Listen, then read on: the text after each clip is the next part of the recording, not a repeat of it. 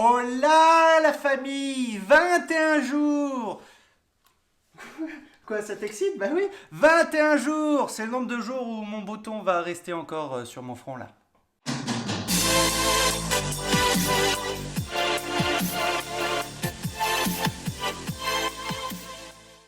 Au fait, désolé s'il n'y a pas eu de vidéo hier soir. Bon, c'est un peu de votre faute quand même, hein, à force de parler des heures tous les jours là sur le Discord. Bon, bah moi j'ai plus le temps, j'ai encore moins le temps qu'avant. Merci, hein. Regardez comment Olive est triste à cause de vous.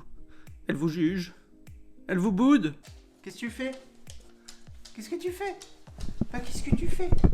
Oh là là, oh là là, oh là là, tu fais du bordel. Oh là la famille, c'est Q. J'espère que vous allez bien. Aujourd'hui, on se retrouve pour une fois sur une vidéo coup de gueule, mais bon, ça reste mignon, on est dans la famille Q. Dimanche 16h, live, si on peut faire péter le record de dimanche dernier, qui était déjà un record all-time sur la chaîne Olive et Q en termes de nombre de personnes, hein, plus de 500 personnes qui sont passées par là. En fait, grâce au Discord, je me suis rendu compte qu'on s'était tous rendu compte d'une chose en même temps. Aussi que je me suis rendu compte que dans la famille Q, sur les vidéos, sur YouTube, je faisais pas énormément de prévention. Le but de la famille Q, et c'est surtout les retours que j'ai eu grâce à nos échanges directs, si vous n'êtes pas sur le Discord, rejoignez le lien dans la description, en commentaire, etc. etc. Du coup, j'ai jamais forcément fait beaucoup de prévention. Je voulais à la base sortir avant l'été une vidéo sur les abandons de chiens, et j'avais aussi pensé à un genre de vidéo où quand il y avait une vidéo dégueulasse qui tournait sur internet, de mauvais traitements sur un chien, je voulais en faire une vidéo pour faire réagir. Mais je me suis dit que j'allais continuer un petit peu dans mon délire de positivité, où on est là pour essayer de parler positif malgré des sujets pas forcément très gauleries, des sujets un peu compliqués, une éducation difficile pour un berger australien et d'autres marques de chiens. Mais aujourd'hui, je me suis dit, tiens, pour une fois, on va aller dans le négatif, parce que sur la famille Q, hein, faut quand même parler de tout. Et aujourd'hui, j'avais envie de parler du fait qu'on ne prend pas un chien juste parce qu'il est mignon. On ne prend pas un chiot que parce qu'il est mignon. Hein? Ok? T'as noté? On va aller dans le détail. Pourquoi je dis ça? Parce qu'en fait, on s'est tous rendu compte, même des gens qui n'ont pas forcément de chien, qui ont un chien mais qui s'étaient jamais posé la question. Partout en France, on s'est tous rendu compte qu'il y avait énormément de maîtres qui s'occupaient pas assez bien de leurs chiens. J'entends quoi par ça? J'entends le genre de maîtres qui foutent leurs chiens dans le jardin et qui, du fait du confinement numéro 1, ont sorti leurs chiens. Tu sais, c'est le fameux j'ai jamais vu ce chien depuis 3 ans que je suis dans le quartier, je comprends pas. C'est bizarre. Et puis dès que le confinement numéro 1 s'est terminé, c'est bizarre, je vois plus le chien. Et là, avec le confinement numéro 2, on les voit plus. Parce que concrètement, le confinement numéro 2, les gens ils s'en foutent par rapport au confinement numéro 1. Donc on s'est tous rendu compte de ça. Et aussi comme ça, au moins ça me permet de remettre un petit coup de vis par rapport aux gens idiots qui disent avoir un berger australien en appartement, faut être sacrément égoïste. Hein. Bah oui, hein. Moi j'ai un jardin, il fait 20 hectares. Du coup, laisser mon chien dedans, c'est vachement bien. Donc effectivement, on s'est tous rendu compte qu'énormément, des milliers de personnes partout en France, et vous me direz en commentaire si vous l'avez vécu, si vous vous en êtes rendu compte, hein, histoire que les gens qui tombent sur ma vidéo, qui sont pas abonnés, on s'abonne, on met la cloche, se rendent compte que je dis pas que de la merde. On s'est rendu compte que énormément de gens foutaient leurs chiens dans le jardin, s'en occupaient pas correctement, que le chien, ne sortez jamais en balade, etc., etc. Et pourquoi je veux dire ça? Et c'est quoi le lien avec le fait qu'on ne prend pas un chien juste parce qu'il est mignon?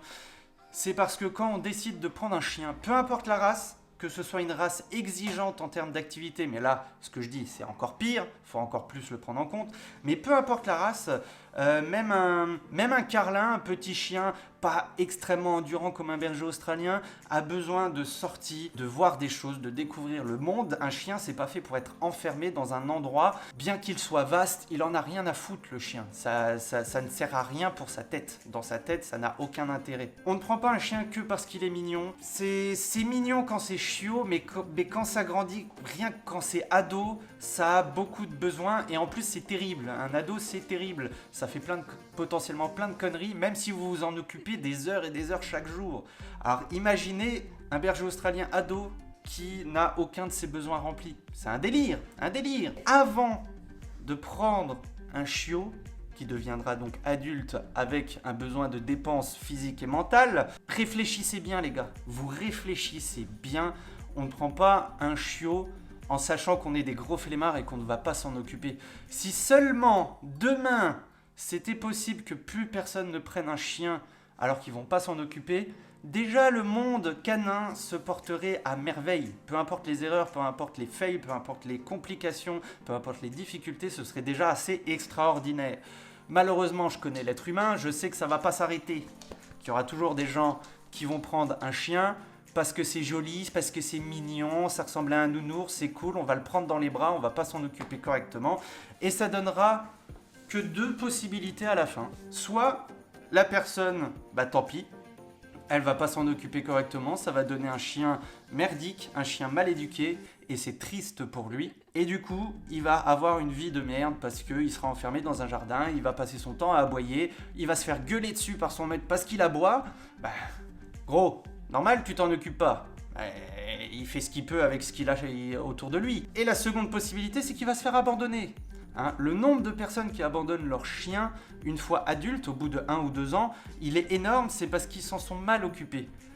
Vraiment, l'hypothèse où le chien se transforme en 1 ou 2 ans en un enfoiré de chien, alors que le maître s'en est occupé à la perfection, je peux vous assurer que le pourcentage, il doit être infime, peut-être pas de 0, mais alors la grande majorité des cas, c'est à cause du maître. Je pense qu'on est tous d'accord là-dessus. Dites-moi en commentaire si vous trouvez que je me trompe. Mais ce que je veux aussi dire, c'est que le maître parfait, il est très rare. C'est très rare un maître parfait. Ok, on est dans la famille Q, on le sait tous. On n'a pas beaucoup de maîtres parfaits dans la famille. C'est pas tout rose tous les jours. Les chiens parfaits, c'est extrêmement rare. C'est aussi lié avec le maître, évidemment. Mais il y a aussi une part de comportement du chien. On fait tous comme on peut.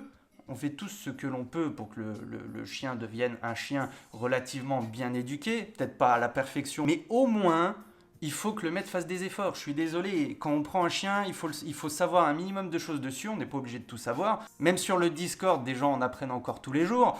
Il faut au moins faire des efforts. Quand on prend un chien, il faut savoir qu'on va devoir faire des efforts, se bouger le cul du matin au soir, le week-end, un minimum. Peut-être qu'il ne deviendra pas un chien parfaitement éduqué comme certains essayent de le faire croire sur Instagram et tous les réseaux sociaux. Moi, j'ai un chien parfait, je suis un maître parfait, j'utilise pas la laisse, je fais pas de récompense à bouffer à mon chien, je travaille pas, je suis riche, je suis rentier. Si c'est pas ton cas, t'es un putain d'égoïste. Mais au moins, il faut faire un minimum. Et puis voilà, ça se passe bien. Donc n'hésitez pas à me dire en commentaire ce que vous en pensez, ce que vous avez vu. Moi, ça m'intéresse, les retours d'expérience, pour bien qu'on voit que c'est généralisé dans toute la France. Et je parle que de la France, là. Parce que vous vous doutez bien qu'il n'y a pas que la France où il y a des tocards. C'est sur la terre entière, dans tous les pays. N'hésitez pas à lâcher le petit pouce bleu si vous n'avez pas la flemme. On s'abonne si ce n'est pas encore fait. Moi, je vous fais la bise. Passez une bonne journée de confinement. Ça fait plaisir. À la prochaine. Ciao.